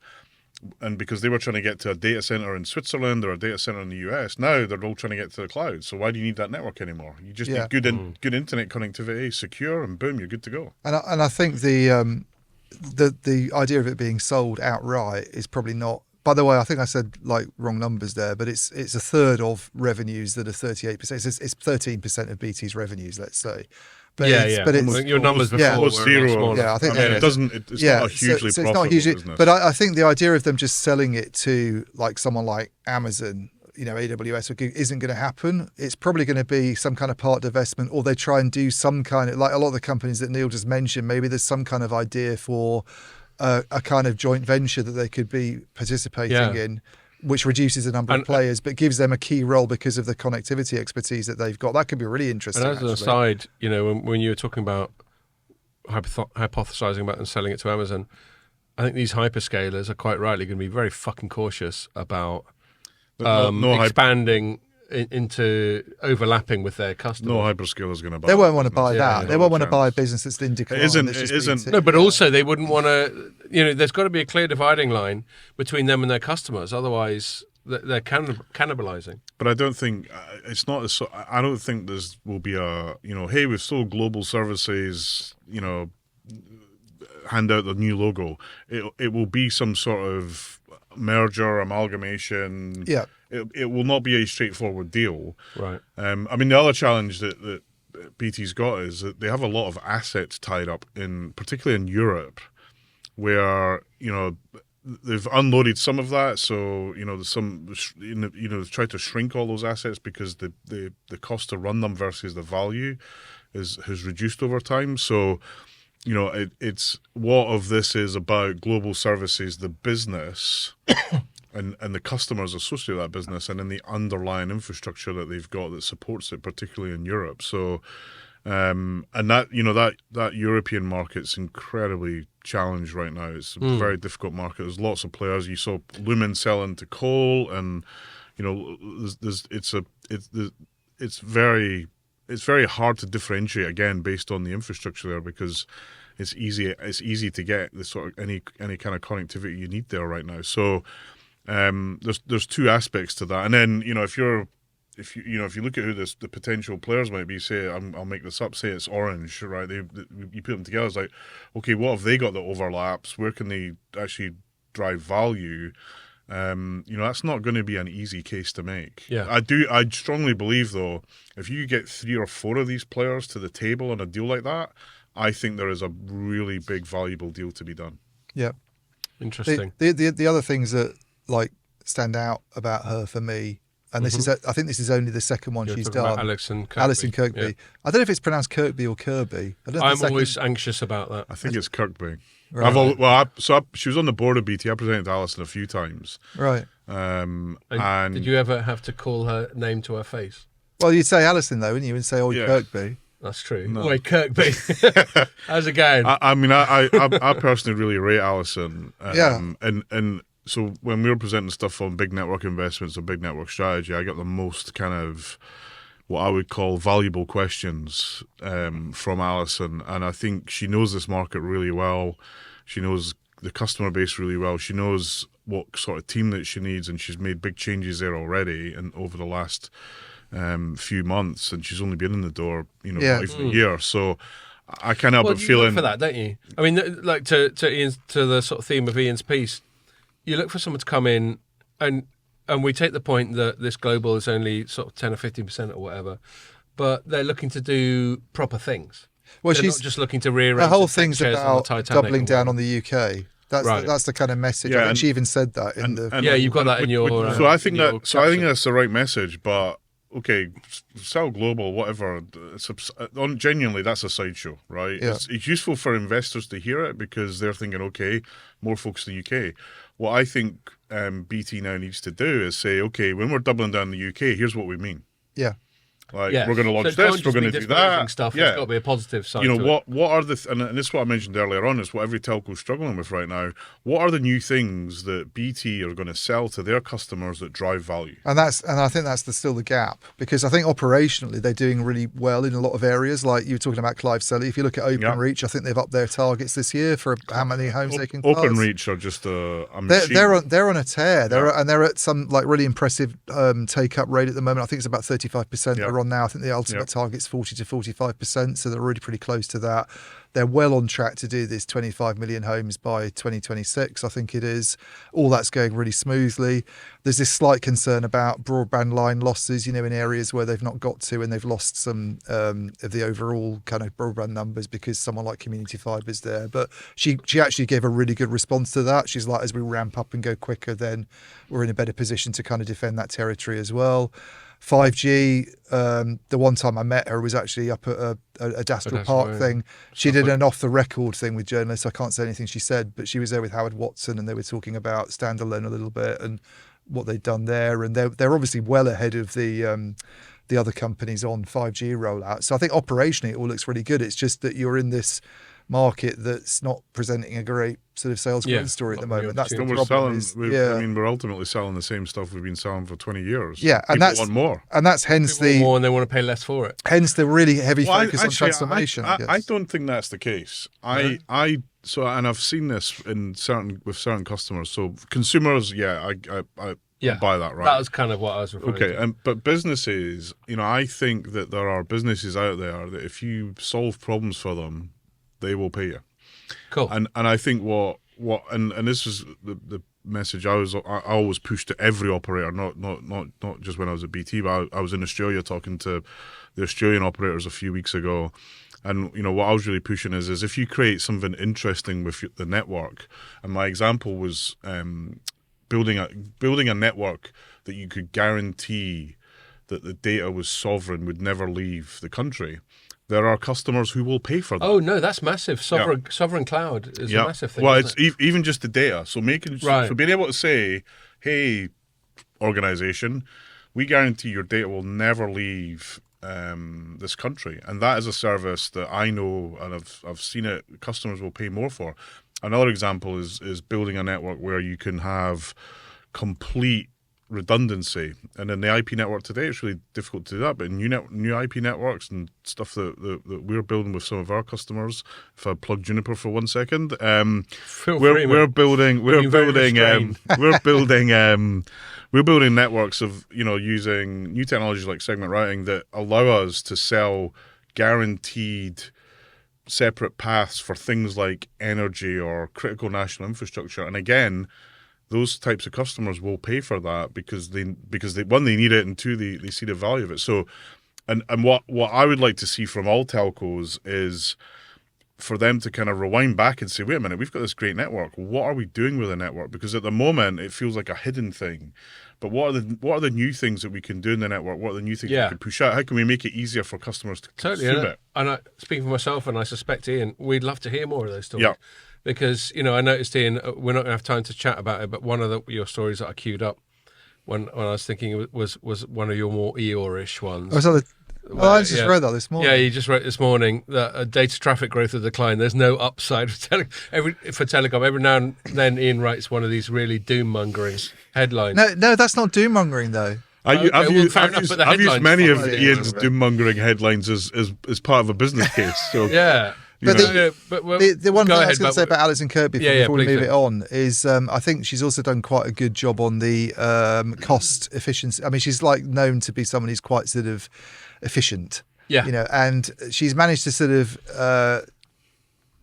not sort of shy away from this this talk of using AI and using automation to actually get headcount down quite aggressively, and which is your headline. Which is my headline because they're not. So the numbers have come down heavily at OpenReach, and apparently the reason for that is that as you build out the network and you cover the hardest areas, then you don't need as many people to do it. Copper. Yeah, and therefore the numbers I think have come down really dramatically. I mean, if you look at the actual full-time employee headcount at OpenReach, it's gone down from 38,000 to 30,000 in the last couple of years. And I bet they love it when you write these job cuts headlines. No, but the thing I like about her is that she will talk about it in a way that other CEOs go, oh, well, AI is not really going to have an impact. She's not afraid. She just goes, AI is... But this is the thing, so BT today is like 5,500 buildings. If you built BT today, you'd be in 800. Yeah. Right. And that means you need a smaller team. So, again, that's one of the things that I think that's positive in that you have to position that because it's coming whether you like it or not. Yeah. So,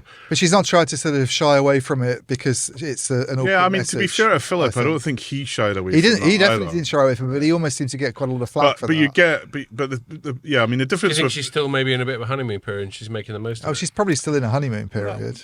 Well, I don't think there's a long honeymoon period at BT. No, it'll be out next year. I'm pretty sure there isn't. I think the difference with Philip made a point about we're going to. I can't remember some huge number because of AI, and everyone that's used AI today knows what you're mad. No one can do that today with AI. It's miles away from that. Don't get me started on AI hyperbole. But she has kept to his. I noticed they're still guiding for his headcount target, which is 75,000 people.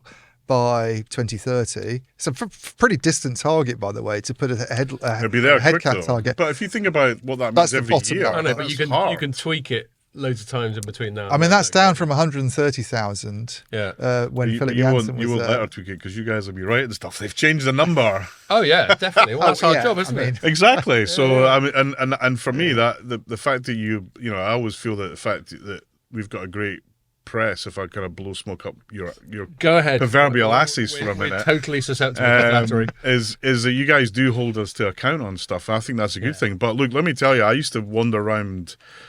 I worked for a few companies, BT, some others, where I walk around thinking, what do all these people actually do? Yeah. Yeah. And I look at what Musk did to Twitter. Well, you know, forget Musk as an individual for a minute, but how he just he's got rid of literally about half gone of- from like what's that, 1/5 of the company Yeah. left, and Yeah. actually X has ran, as it's now called, has run better than it's ever ran. Yeah. in my view. and it had a lot of It had a few blips. initial bits, but he wasn't afraid to fuck up a little bit along Well, the way. he knew enough about the industry to know that was bloated, and I definitely, you know, I haven't worked there. Well, he's brought the I was- kitchen sink into the White House as his little Indeed, picture yeah. That was his shows. tweet. Yeah. Yeah. Was- Do you know what that was a reference to? No, not really. Because when he when he did bought Twitter, you yeah, could let that sink in. yeah. Oh, right. Okay. That You know, was he's into dad jokes. Musk is really into dad jokes. Well, he is a dad, isn't he? So, Well, he's dad yeah. many times over. He's trying to solve the population decline problem by himself. Is he? How many kids has he got? Quite a lot. I think. Quite a 12 lot, yeah, kids.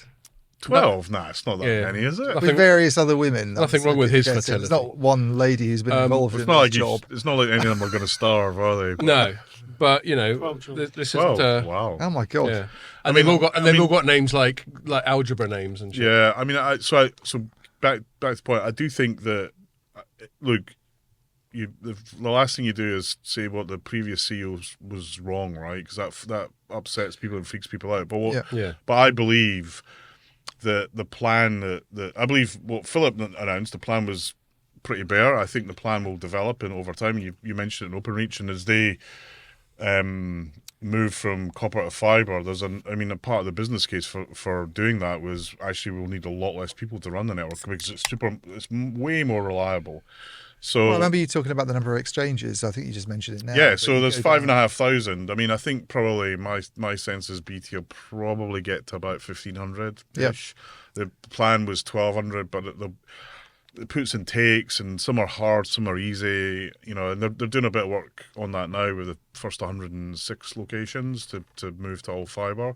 So, but that in itself is a massively difficult job. Having stared at that problem for years, it's not trivial to do because you've got to assume fibre's everywhere or some other sort of connectivity. Because if you've got one copper line, you've got the building, you've got the power, you need everything to run it. You've got to keep it. So, you know, that's going to be a big part of BT. This is when you have to go around to some 10 old years. lady's house and hold her at gunpoint and say, "Upgrade to fibre now." Gunpoint. It's not that. It's not John Wick. Yeah. You know, I'm No, gonna just- go around and steal your car and shoot your dog. No, It is tough. Telecoms is not that exciting. But that long tail is. Oh, problematic, isn't look. I think, and I think this is something that I spent a lot of time trying to learn from telcos who've done that, and probably the telco who did the best job of that migration is Bezeq in Israel. They had and it's much smaller scale, but they literally had a tiger team that migrated people. Trying to do that in the UK, I think, is a bit harder. But at some point in time, you got to bite that bullet, and you're going to have to do it. So, I think, and this goes back to my point about okay, we're doing this new network. What are the benefits out of it? So, how are we doing? You know, health pendants for old age. You know, you press a button and an ambulance appears. How are we fixing that problem? How are we fixing the fact that every single elevator's got a phone line in it? How do you fix that problem? All of those issues they've got to figure out if they really want to cash the check on moving from copper to fibre. But you know, and I presented that story to Alison, I don't know, 4 or 5 years ago, and she 100% got it. So I do think Well, that's good to hear. I do think she's more tuned into the mechanics of what being a telco was than perhaps Philip And it was good. And it was good to hear. And then I'm going to move it on if it's all right with you two. It was good to hear what you're saying about Clive Selly earlier, because I've never met him, and this isn't a dig at OpenReach's PR people, but it was good to hear. It's so easy when you're being a journalist, and like typically, like Ian will take a bit longer, but typically just a bog standard news story is about 2 hours from finding it, researching it, writing it, publishing it. It's very compressed. Yeah. And obviously operating in a very limited information environment. So we'll make snap judgments about people based on not very much information. And it's really good to hear from you, like these inside stories about how sort of clued up various people are. Obviously, you'd be too discreet to tell us which ones are the fuckwits. Join us on our Patreon version. You can pay to hear what Our premium version, Yes. where he slags off half the industry. 1-800. People would pay for that. Who is it? Oh, totally, they'd pay for it. Not least all the PR people in the telecoms industry. Yeah, no, look, I think, actually, Clive is a superstar. If you get a chance to watch him bite his hand off, because he's relentless, and he's an insane wind-up merchant. Oh, really? Oh, well, that's good which is always, Come on the pod, always, Clive, always it good makes fun. sense. It's not really his. It's not really his. Not really his bag, no. I might suggest it to him, but no, look. Please do. Yeah. But he's. The thing is with someone like that, they're here just to succeed in getting the job done, and it's hard to argue that OpenReach right now aren't getting the job done, and Totally. actually, many other of the altnets are as well. I do a lot of work with Fibrous, and they're really kicking ass right now. Cool. And in a difficult. It's difficult to build networks. So we've got about like 10 or 20 minutes left, and so there's just a small subject of the US general election and Donald Trump to cover in that time. And I've got like a 1 second rant. Yeah, please do. Do it. Do you want me to get it off? Do you want to do it? Yeah, do it. Yeah, do it right at the start. Look, let me. This is a call to arms for our. Oh, this is a different for our thing, isn't it? The industry. rant that you I flagged don't know up. which- Yeah, so this isn't to do with Trump. This This is nothing to do with Trump. So we're getting your rant out Okay, of the way. let me get Yeah, mine yeah. out of the way. Employers that are hiring, look after people who apply. So I know many colleagues. It's tough for the industry right now. People are trying to find work. Actually, my wife was made redundant recently. She's trying to find work. It's insane on how She worked many. in telecoms. She works in telecoms. It's insane how many people and how many organizations do not even bother to reply to people. Yeah. And it's bullshit. We are fucking disrespectful, we isn't it? are the telecommunications freaking industry. I might even swear here. We are the telecommunications son. industry, and if we can't freaking reply to people who are asking for jobs, that is a nonsense. And I'm going to start calling companies out on it, because in my mind, it's unacceptable. And there's And a it's unnecessary. generational issue, isn't it? Because not many young people are coming into it either. Is that, Absolutely. Is that true? I've heard We're struggling to attract talent. We're struggling to maintain the talent that's in there. Okay, the industry's shrinking, so there's more people than perhaps we need. That's a reality of it. But for God's sake, I know work. All the employee recruitment management tools. They've all got a button that says "send a nice reply." Just freaking use it.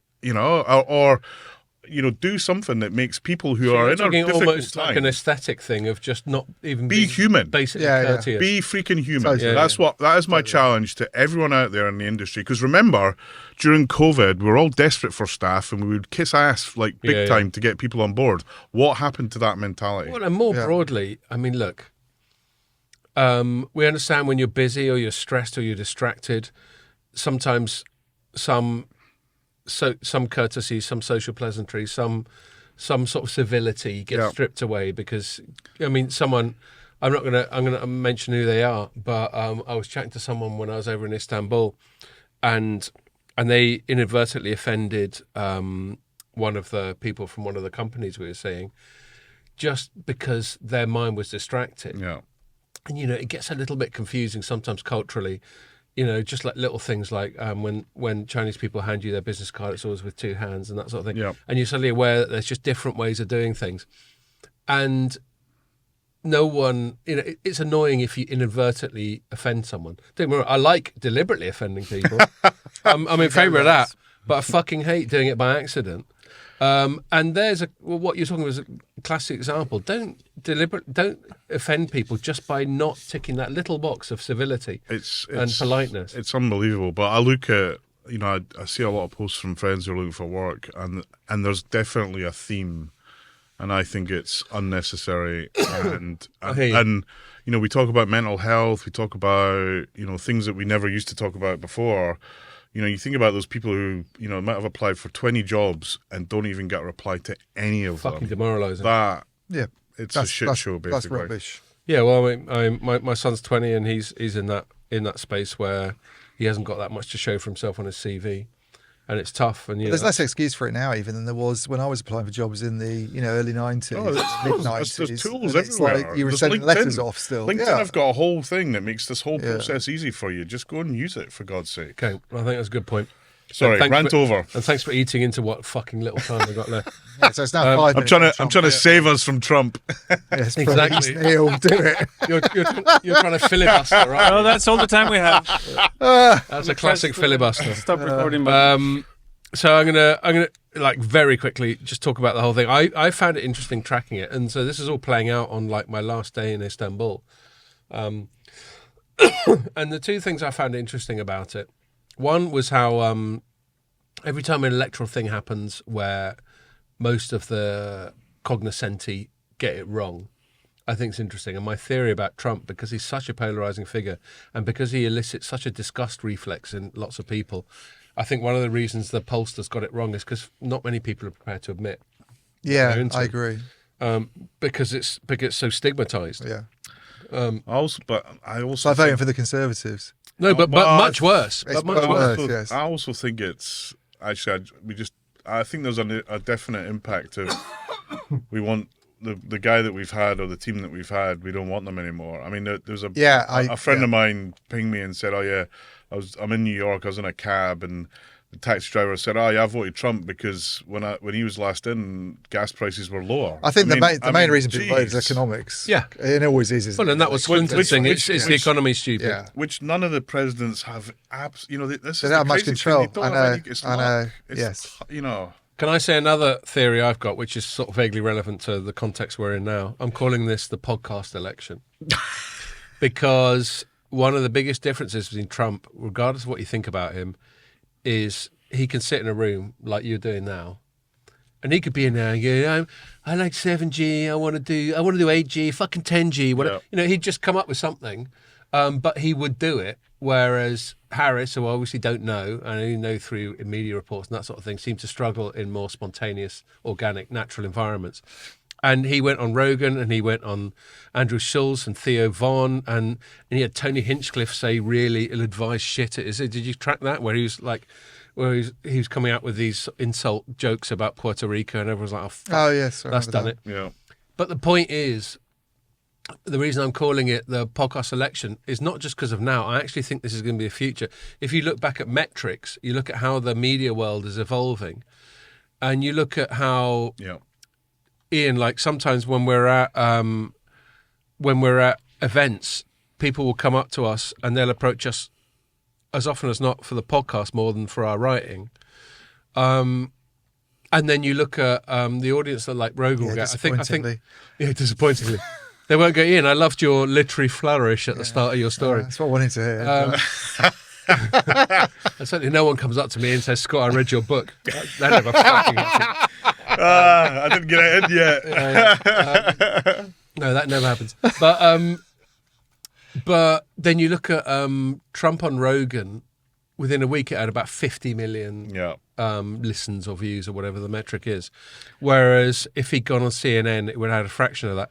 So that's my other call. I think it's the podcast selection, A, because of reach, and B, because only certain people, like you, Neil, can do podcasts. And there's a reason why maybe, I'm not going to name any people, but there's a reason why there's countless other execs that we all know that are not coming on. Yeah. There's only certain people can do it. And I think voters... I think they like a bit of authenticity, even if they think he's a dick and he's got a stupid orange face and a dodgy haircut and he says a lot of bollocks. At least he's authentic. Yeah, I mean, I 100% agree with that. I'd probably expand it also into the streaming world. So I don't know if I do a lot of streaming on Twitch and Yeah. YouTube from a game point of view. Twitch is and the big one, isn't and it? the number of I was surprised on Twitch because it's typically a gaming thing, right? But there's a whole load of podcasts on the election. Well, Amazon bought it, didn't they? Yeah, but So they probably expanded its. well, remit yeah, a but bit. it's still known as a gaming thing. It's Yeah, not, fair enough. But literally, you go onto Twitch and there was, you get the front page and there was like loads of people like this talking around about the Yeah. not even with Trump on it or any of the other characters, but they're just having a chat about it. And I think, I read a thing yesterday where, the kind of mass media news, they're trying to cover so many things that you've literally got a 30-second Exactly, blink. and it's Yeah. too And compressed. it's not enough for people. I mean, We I'm didn't having. used to have that though in the old broadcasting days. Those David Frost interviews with Oh, yeah, Nixon. No one would ever do that these no, days on absolutely. broadcast. It's all like Emily Mate that's Well, trying and- to trip someone up. Yeah, in I mean- 30 Charlie seconds. they're wrong. Yeah. Charlie Rose was a good one as well. Say it again. Charlie Rose? Yeah, from back in the day. Yeah, like Yeah. up until the mid. But also, I think, also, it's not just about your other point. So there's going on to a thing like this. Like I do a pinball podcast. I do a couple of Oh, do you? technology Cool. podcasts, and it's trying to fill an hour and a half if you don't know what you're talking about. Oh, yeah. It's really difficult, No, it's not right? And so you also get a view of actually what is the content of this person. Totally. And actually you also learn a lot, Authenticity is the word I use to describe that. And you can be an authentic dick, but you'll still know the measure of the person. 100%. Whereas a typical politician, and I think in this election, Kamala Harris epitomised the more typical politician. It's just talking points. They've always got someone whispering in their ear. They're not being authentic. I think the other thing is, and I don't know any numbers on this, but it's just my impression, so anecdote, but I think the social networks lost out on the election. So I remember 4 years ago and 4 years before that, Facebook being rammed with an election. Oh, they've Yeah. deliberately I done that because they're barely just scared saw of any. getting in trouble. Yeah. I barely saw any of this. Yeah, I didn't see any. No, because I've heard about this. They've deliberately suppressed it Right. because you remember all like the What, Cambridge Twitter analysts. Cambridge Analytica Twitter and was- Russia. Yeah, all that. Twitter is. I mean, Twitter's like just the. I mean, Well, Twitter's it's obviously insane. in this election was a Elon Musk. I wasn't Yeah. impressed with the whole X thing this election. I have to be No. honest. I thought. I kind of turned off. I mean, I've got I was, mixed feelings about Elon Musk, and I thought his whole. Every time I looked at it, because I don't really contribute to X very much. We do God call it knows I X don't. now. But I what I, like do being look able at to pay it, my and mortgage every too single much. thing I looked at just seemed to be him with a picture of a kitchen sink, or him saying, Yeah. aren't these people a bunch of idiots?" well, He spent or about it was 50 someone, or it It's was like, someone come on. quoting what he'd said. I was like, Yeah, he crikey. spent about $50 billion to have an extension of his ego. He did. Fair enough. I mean, Jesus Christ, if you got the money, I'd probably spend it on kebabs. I'm So still there you go. interested to see what he does Kebabs. in Oh, the. I think you'd buy a brewery. I think that'd be Kebabs, and I'd Yeah. buy Brewdog. Yeah. He'd buy that. I ahead don't of think the they cost kebab. 50 billion. But yeah, anyway, so there's that. And the only other thing I want to say before I finish off by going, what is the Telecoms justification for me bringing up Trump and being able to SEO put yes. it in the headline One of this sentence. thing?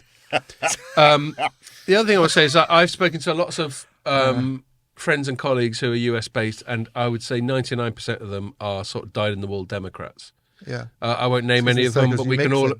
we can all imagine who Comes they a are. bombshell. So Democrat Well, because they're circles. mainly journalists and analysts, and it's become very demographically polarized in the States, where it's white collar college educated is Democrat and blue collar not college educated is Republican, which is a flip from a few decades ago, which is bizarre in itself. But let's not go there. But I'll just say to all of them, a lot of them are really shitting themselves. I think they've believed all the hype that Trump's just going to be this complete nut job, and he is a nut job in some Well, areas. I I He's just got don't less think. people holding them back this time. I just I'm don't think he's going worried. to be as bad as all that. I really Yeah, don't. well, I think people being worried is not necessarily a. I'm not a criticising bad them. thing. No, I'm not Yeah. criticising them. I'm just saying, and this is just me, and obviously, And what the fuck do I know? And I also I suspect. just don't think it's going to be as bad. But as I all also that. suspect outside America, the proportion of people who are slightly worried about what could go wrong, as opposed to the ones who celebrate he's this, is more- much higher. because he's more of a. I don't want it to affect us. Well, that is exactly. They can what do people whatever are they want with saying. their country. People. That's what people are saying. Is always He's the thing more of a about loose cannon. Trump. Is like, how does it affect me negatively? Right, you don't really think is this going to affect me positively? That's the problem, I think. Well, I think look, the problem with Trump is he tries to run America like it was a company, and There's that. There's one deal Yeah. today, but it's not. And he's overly transactional. Yeah, and this is the thing. This is the other thing I said to him. Look, he's in here for 4 years. There's a limited amount of stuff he can do, and part of me was kind of, well, I'm kind of glad he got elected, because if he didn't, he would have stood again, and Until he was he's died. 90. yeah. So now we get the 4 years of And it's chaos. done and dusted. And now And there's no that's- excuse. exactly. It's like you get the full But- years with full backing.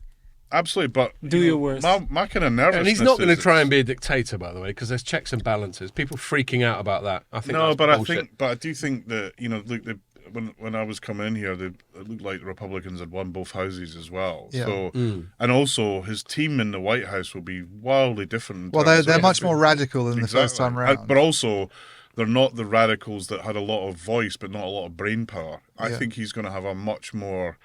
If you got smarter remember people. the original, I think he's going to have a lot more smarter people that can get. Well, that's stuff good done. at least. He's got Musk. He's got RFKJ, who's can be a bit no, weird.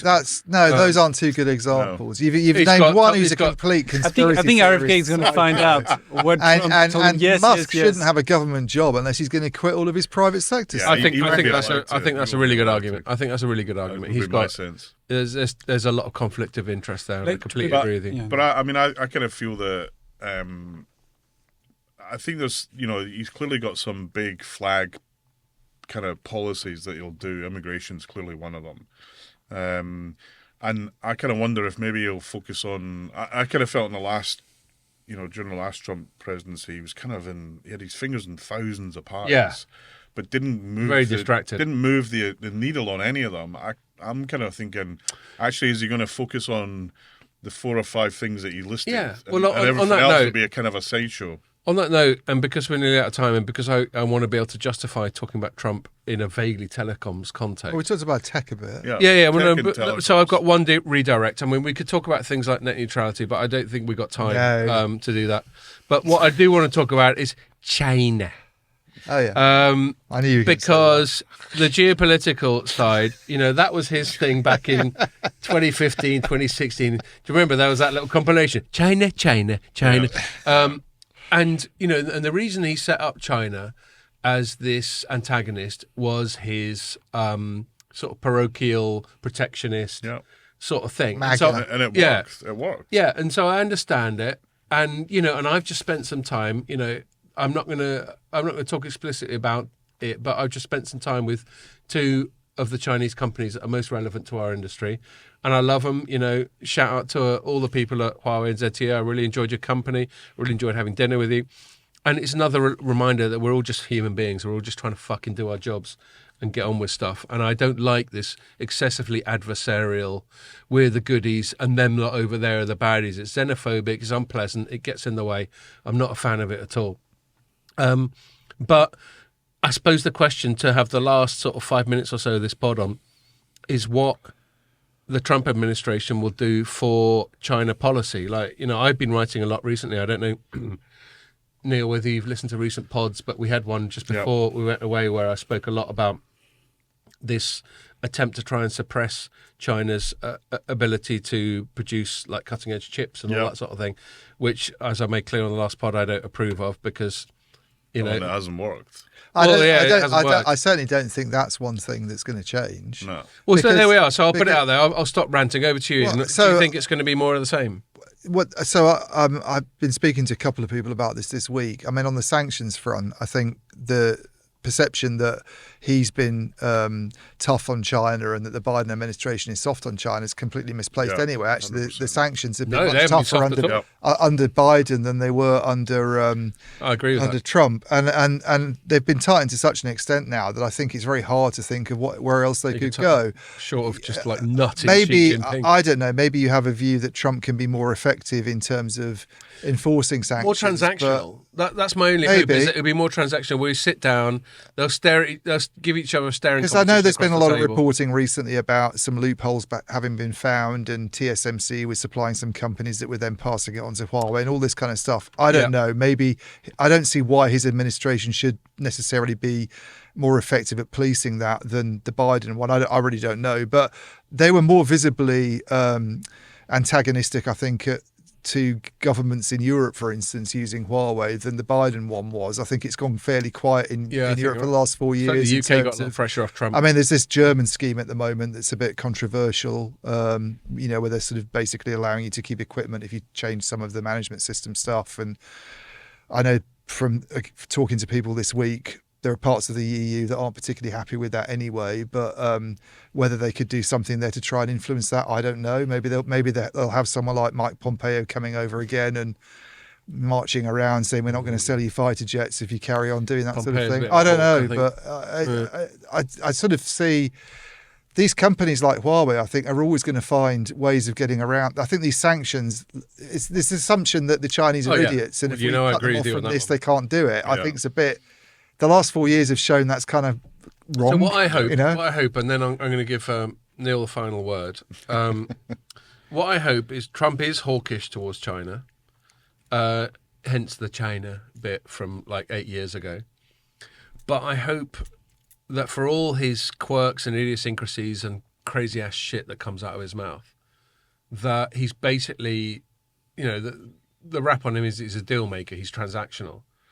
And that he will be able to sit across the table with Xi Jinping, be antagonistic, be aggressive, but they'll speak the same language, and they go, once they've finished chest beating and all that, they'll go, how can we walk away with this where we've still got our sort of geopolitical chops intact? We can both claim a win, because that's the other thing they do to massively generalize about Far Eastern culture, the sort of face-saving side. Yeah. A good deal is when both people walk away from it and they can claim a win. And I hope, I don't necessarily know, obviously don't know Donald Trump, but I hope that he can get into conversations with people like Xi Jinping and Vladimir Putin and various other people and talk tough, but at the end of it, something's resolved and you get stability, and then you get a platform from which people can move on. And lots of people will be unhappy. I think Ukraine will probably get fucked over and so on. I don't think Ukraine will get fucked over. Well, but that's a different thing. Let's not open that Pandora's box right now. But I think that's my hope. This is my positive view that I'm going to put out there for Trump, is that at least he might get some shit done. We might not be happy about it, but it won't be a fudge. It'll be definitive, and then they've got a platform that people can build on.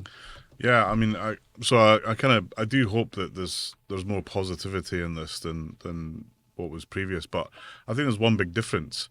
Trump doesn't need to get re-elected now. Yeah. So this is about him setting out his stall so he can walk off and say, well, I was the greatest president of all time. Yeah. I did China, I did this, I did this, I did this. So in my mind, I think he's bound to have an eye on that, because that's the way he is. He's, and he's a narcissist, and he talks about numbers. I've got the best numbers because 3 people and a dog turned up to his rally. But I kind of feel that there'll still be a chaotic approach, but I think with a end goal in sight, which hopefully, which perhaps will drive a good thing. I think what's clear is that the policy that they kind of pushed towards China didn't really make any difference. No. Well, I mean, I won't get into it now, but I've got a few. The only story I wrote this week was Global Foundries getting fined for some tiny little thing, which I put down as collateral damage. And there's another story I saw today, South China Morning Post, I've got up here, where SMIC has got record numbers. So yeah, there's anecdotal evidence that it's a self-defeating policy as it is right now.